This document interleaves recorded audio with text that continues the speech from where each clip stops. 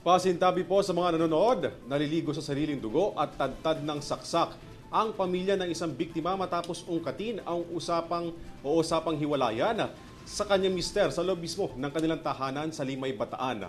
Para sa detalye ng balita, narito si Dan Villegas.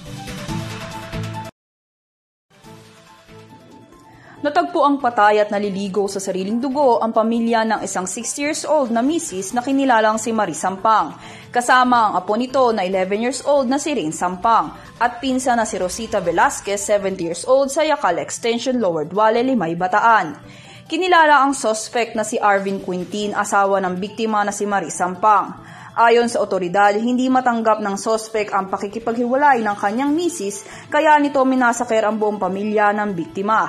Naganap ang krimen mga bandang 12 a.m. hanggang 1 a.m. ng madaling araw.